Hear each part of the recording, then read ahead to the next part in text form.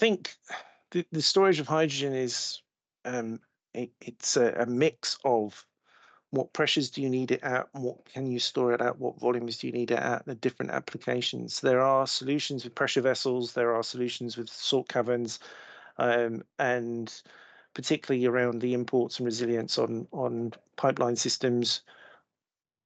It's typical of anything where you have an imported fuel. We have those issues with natural gas, for example. How do you store it? How do you make sure that you've got a resiliency built into the system?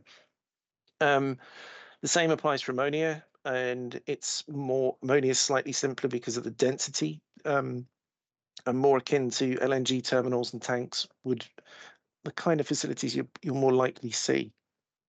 When you get into, I suppose, where you start thinking about the puzzle pieces and how it might fit, some of that work we did, I mentioned, with National Gas and Hints Maritime, where we assessed UK ports. It was surprising how many don't have the infrastructure and don't have the ability to export from those facilities. So ideally, you want to try and keep the ammonia local to the port and then break it to hydrogen and transport it, because of the toxicity risk of ammonia is less than the explosion risk and fire risk of the hydrogen. So you try and convert as much in the port as possible. So that limits you to tanks, and that impacts you on coma footprints and major accident potentials. But it's all well understood. The issues for hydrogen are slightly more limited because of its nature and the lightness of the gas. It is very well understood still because we do store hydrogen at various pressures and temperatures and even liquids.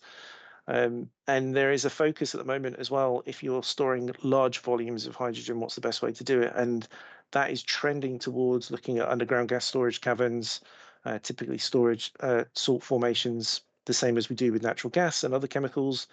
And that location is driven by geology. If the salt's there, you can use it. Otherwise, you have to store where the geology is right.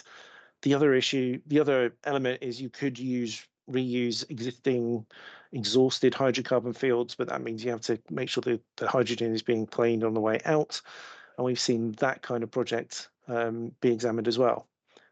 Those facilities, despite some people saying it's a massive problem, they do exist in the world. That not necessarily at the same scale that we potentially need for future hydrogen economy.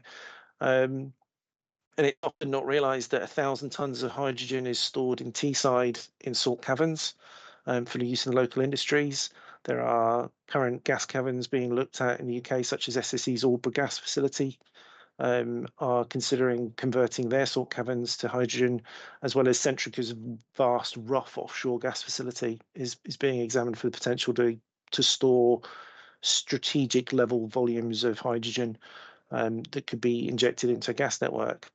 From our experience, WSP has a very long history in salt cavern projects, going back decades, whether it's for natural gas, hydrogen, ethylene, all manner of different chemicals, both here and in Europe and in the US.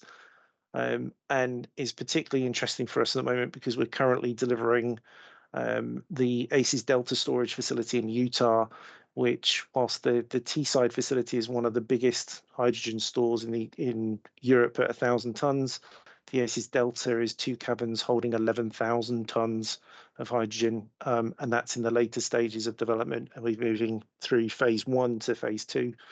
So we have a long track history of providing not just the salt cavern solution, but also the topside solution for moving the hydrogen in and out and back into pipeline transport systems.